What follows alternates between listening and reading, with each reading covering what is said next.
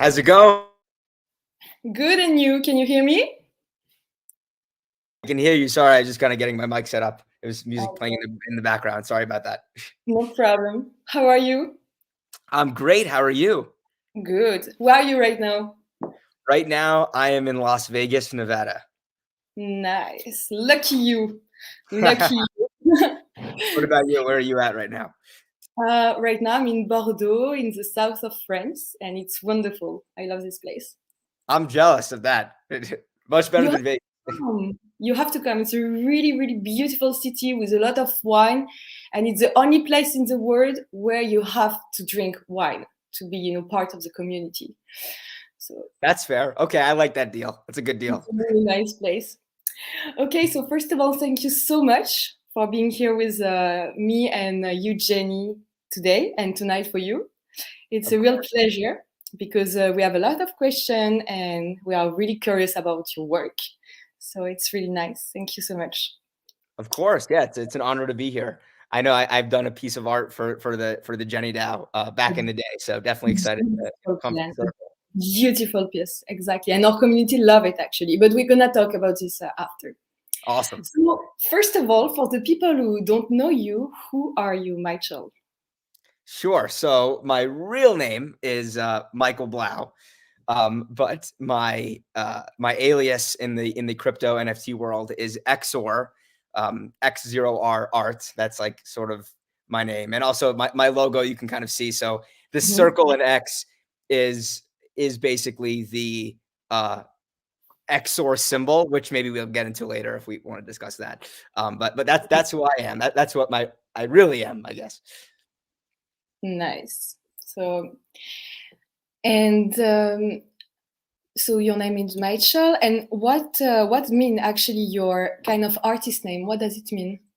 Sure. So my artist name of XOR is very crypto native because what XOR really is in computer science, fundamentally in computers, if you go all the way down to like the wires and the hardware, like forget about the screen, forget about the keyboard and the mouse, what's really happening under the hood is ones and zeros are kind of passing through these different gates and they're communicating with each other through these different mathematical functions that are like really simple. And one of these bit, ones and zero binary operations is actually called XOR. And Okay. and so and the reason, and there's a lot of them, XOR is one of them. The word and is another one, or is another one. They're basically these logical operations that happen low level on a computer. However, the thing about XOR that's really important, especially for crypto in general, is XOR is a very key formula and it's a key component of cryptography and security. So when we think about Ethereum, for example, or any cryptocurrency, when everything is hence it's about crypto, right? There's Mhm. cryptographic algorithms that are sort of running under the hood, securing our money, securing our NFTs, so on and so forth. This XOR operation is a critical component of what keeps all of us secure. So that is why it's my name, because it's very important to the crypto ecosystem as a whole. Yeah, so your message you want to transmit that you are at the same time into this and you protect this. You want to protect this kind of universe, protect your art into the blockchain, which is actually super relevant into crypto. So now we understand a bit more.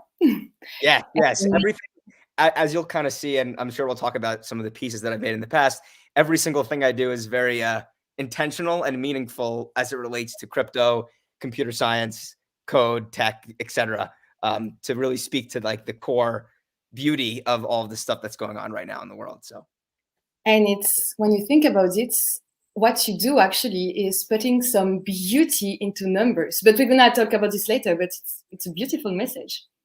oh, thank you. My question is, what did you do before actually starting NFTs, or how did you start? How did you step, into this kind of world that is really exclusive? How did you step into this? Sure. So I guess before even NFTs at all or anything to do with crypto, my past life, or I guess my current life, I still do this, but I'm a magician and mentalist. So Oh, most of my time nice. I've spent, going around performing illusions or mind reading feats and so on and so forth, creating my own tricks and whatnot. So I was always very into, you know, and I've been doing that for like almost 10 years now. So I've always been very into puzzles and, you know, not necessarily trickery, but like just amazing people, you know, with illusion. So over time, you know, throughout my experience at college, I sort of learned about computer science. I learned how to code. I got a degree in finance. And when I sort of stumbled across crypto, who, by the way, I have to give my brother complete credit. My brother, Blau, is the one who introduced me to crypto overall. I sort of very quickly realized that it was like the accumulation of my love of puzzles, my love of computer science, and my love of finance sort of all wrapped in one. And that definitely has some impact on some of the art that I make. But that's sort of how I got into crypto in the first place. It was sort of like this path from magic to computer science and finance to just the ultimate, you know, accumulation of all of them together. So did you think it was easy to bring magic into this kind of, you know, world of crypto, which looks like, you know, when you are when you see that from far away, it seems, you know, something really theoretical and really, you know, mathematical. And magic, when you think about that, you think more about something not spiritual. But was it easy for you? I mean, of course, because you really love, you know, you love mathematician. But was it easy to bring this to, you know, to transmit this message? I think it was easy and difficult in a few different ways. So Okay. I think it's very easy to apply, and I use easy, you know, with an asterisk at the end of it, because it's not like easy as in it took me a day. It took me a long time to figure it out. But I would say, you know, applying the principles of, you know, puzzles and illusions to my artwork and to crypto is fairly natural for me, I think. Okay. However, that being said, actually building magic illusions on the blockchain as like, for example, I did this one piece called Hardin, which essentially was I want to talk about it because I check it and it's really doing magic from a computer. You have to explain us more about this. And actually, it was one of your biggest sales or yes. Yeah. I think my only one. I think it is actually my only. Well, actually, technically, it's not my only because you guys have one of my only, but it is one of my few one of one NFT. It is one of my few one of ones that I've released. It was my first one of one, and what was interesting about that piece is that actually, like the you know, the illusion there is actually fairly simple. I think, you know, if you watch it a few times, you might figure it out. But it's actually quite challenging initially to figure out how to make that an NFT, because usually when you're a magician or you're a mentalist or an illusionist, the magician needs to be present when they're performing something to you, right? They have to be the one to sort of execute the secret behind the scenes. They're the manipulator. They're the ones in control. So how do you create a trick as an NFT where almost this magic can kind of live and breathe on its own, where I actually don't need to be there for someone to, you know, view it and experience, you know, at least for a second, a little bit of wonder, right? So that actually figuring out how to do that is kind of hard, because there are not many tricks or illusions in the traditional magic world that can kind of fit into that box of, hey, I can just put this out there, and as a magician, I can kind of run away, and the trick can just live and breathe on its own. That's a very rare trait to find in magic.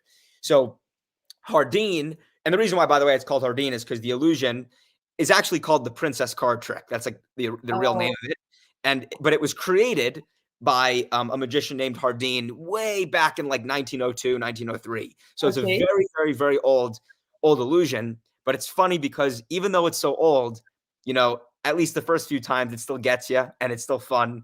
And I think my goal behind that piece was, a lot of people at the time when I launched it were trying to figure out how to kind of display NFTs in the physical world, whether they were going to use a TV screen or something. So I always thought, yes, exactly. And I always thought it would be so cool. Like, imagine there was a museum where you saw a piece of art, and not only was it a piece of art, but also it read your mind. That would be a crazy museum experience, right? So that was my motive. So this was your inspiration. Actually, are you okay if I share my screen? Oh, yeah. Okay, perfect. Yeah, that'd be great. I think it's Gotta show Yeah, it for sure. because maybe some people, you know, don't know, so it can be nice to see. For sure. Do you see it? I see it, yes. Okay.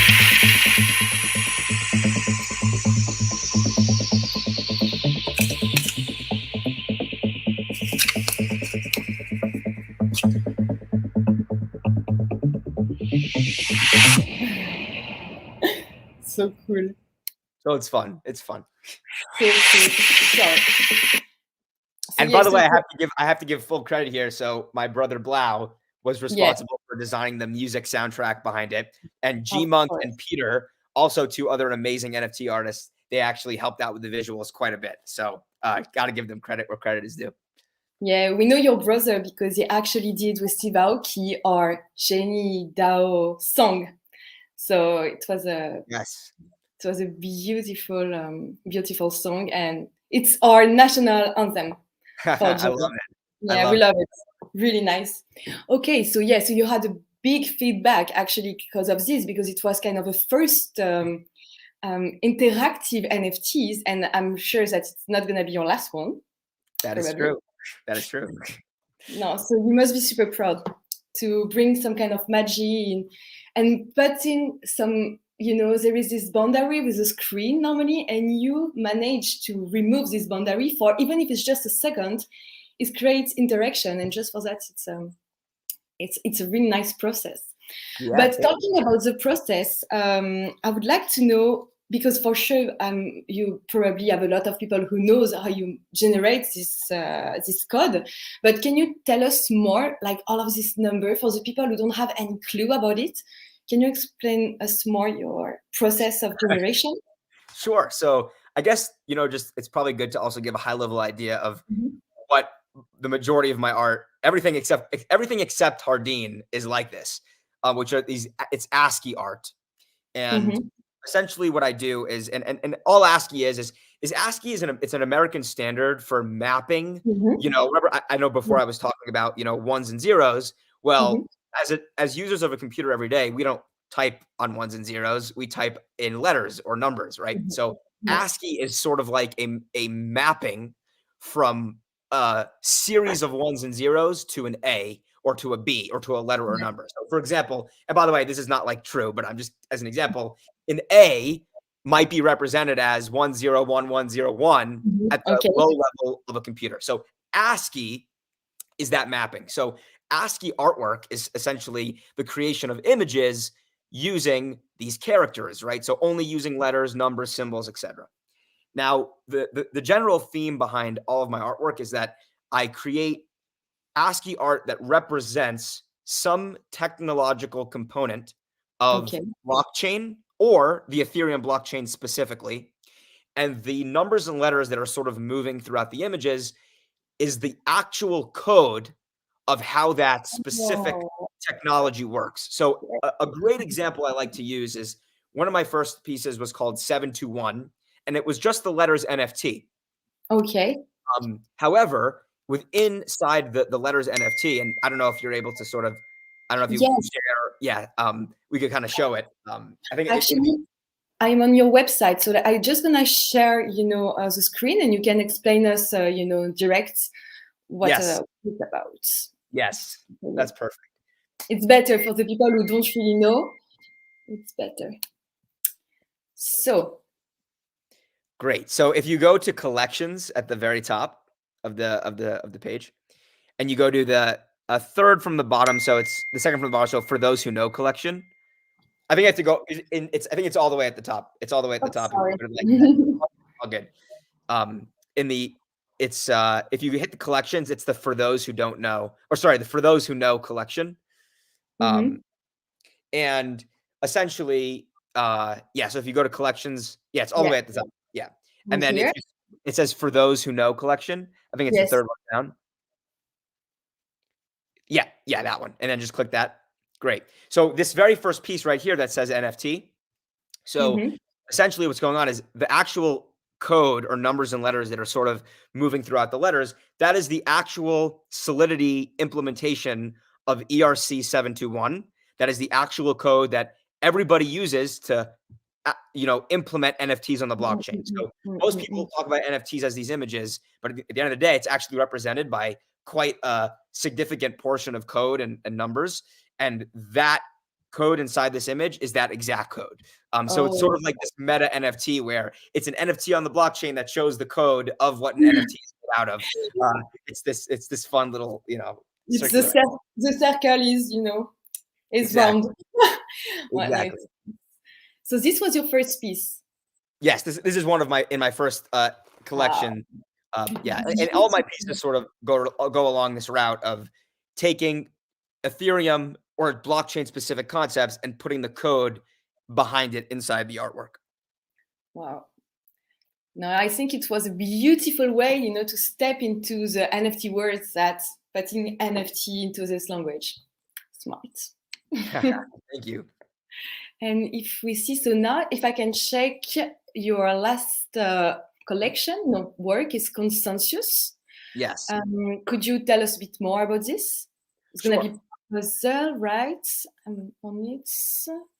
Yeah, so I know there's a lot of text here, and the reason why is because sometimes what I do with my artwork is I kind of hide puzzles across the piece, and when people in my community are able to solve them, they will unlock other NFTs or other prizes.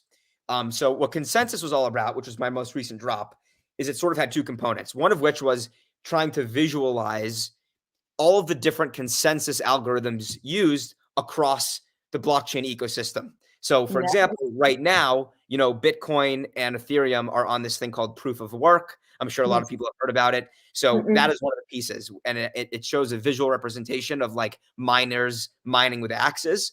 But the actual code is the real algorithm used on Ethereum to do this computation of proof of work and consensus. And there are obviously a lot of them. So proof of work is one, there's proof of stake, and so on and so forth. So all the pieces in that collection were all centralized around this idea of consensus. Okay, nice, makes sense. So it's really nice. You allow your community to look for it, and I think that for you it's really important. Tell me if I'm wrong, but you really want to bring your community and involve them, right? It's always kind of a game, or they have to be part of it. And I think it's nice because you must have a real and truly committed community. Well, what I've noticed, which is so fun, is that a lot of the people in my community sort of collaborate together to solve the puzzles that I create. And it makes it fun because they're all sort of learning together. And a huge goal behind my NFTs and my artwork is that I kind of want to provide some education to the community on how this stuff really works under the hood. It's not as scary as it seems, but I think it's important for people to have some level of understanding of how all this technology works, especially from like a safety perspective. It's very important for people to know some things just so that they don't get hacked or manipulated in any way. So education is a very important topic for me throughout my pieces. Yeah, you just don't want to create art to say it's nice or just look for it. You want people to get educated and think about it and think days and days and communicate between them. And I think it's nice because you have a real message that you want to transmit into your art, and it's nice because you bring also magic and numbers, which is a beautiful match. So it's nice. Yes, it's fun. Thank you so much. I appreciate it. So as you know, and as our community knows, you did an exclusive pieces for Jenny, the pen. It was really nice. Do you have any? I mean, would you be agree and okay to do a new one for us? Because our community really, really loved your piece and your art. Yeah, I'd definitely be open to that discussion for sure. I mean, I loved making the Jenny plane. That was a lot of fun doing it. So totally open to opening up that discussion again to work on some other stuff for you guys for sure. Definitely. Okay, so we will talk about this. Yes, we could talk about that offline for sure. And so what is your upcoming project? So there is a consensus, and for now it's your most following upcoming project, right? Yes. So I actually have one that's currently running, which is something called Gas. And Gas is all about a fundamental component of the blockchain is this mechanism called the EIP 1559, which is a relatively new implementation. It's a new update to Ethereum, and amongst other things, we don't have to get into it now. It's a pretty complicated structure, but a huge component of it is that gas, which is like the transaction fees that we pay every day on Ethereum, are burned. They're completely dissipated into the ecosystem. So what I decided to do was, it'd be cool to simulate that burn process of gas through NFTs. So my last project in consensus, actually, one of the pieces was an NFT called Gas. And what I decided to do is we're going to actually hold burn events. So 2,300 gas were minted initially. And now we have these 3 burn events that are going on where people are burning gas to create these other NFTs that have to do, of course, with this idea of EIP 1559. And we just finished 2 days ago the first burn event, where I think around like 760 or so gas were burned to create ultrasound, which is sort of like, I'm sure you've seen on Twitter, the little bat and the speaker, like the ultrasound money meme. So that has to do with this gas burn. So we just did the first event. We have 2 more that are coming, and I will be releasing more details on that soon. Oh, but nice. In terms of some other projects we have down the line, there are 2 big ones. One is happening on, I think it's Monday. It's November 1st, whenever that is. So I had the amazing honor to partner with Gary V, who is the incredible influencer on YouTube and TikTok and whatnot, to partner with him on creating a really awesome piece for TikTok. So it's a kind of TikTok XOR Gary V collaboration. And that piece is going on. That drop is happening on November 11th. So definitely sort of stay tuned. It's going to be very limited. But yeah, so that I put my alarm. So that'll be fun. And then I also have a few launches that will occur on the Coinbase NFT platform once that's launched. But that's all I will say about that for now. We'll keep the mystery alive for a bit. Of course, you have to keep your mystery. No, but I think we had a lot of good information. Everybody gonna put the alarm for the 11th of November. And I'm really excited to see your next project and to see your evolution, because you have a true message to transmit. You want to sensibilize, you want to create a community with education, and all of this is beautiful into this NFT world. So Michael, thank you so much for your time. It was really a pleasure and a luck for me to be able to interview you. And hopefully, if you come to Paris, you will come have a coffee with me. Like this, we can 100%. magic together. 100%. The magic is much better in person. But yes, and the honor is all mine. Thank you so much for having me. This has been a blast. Thank you so much, Michael. I cannot wait to see your work. Thank you. Of course. Have a beautiful evening. You too. See ya. Thank you everybody for watching, and stay tuned for more upcoming information. Bye.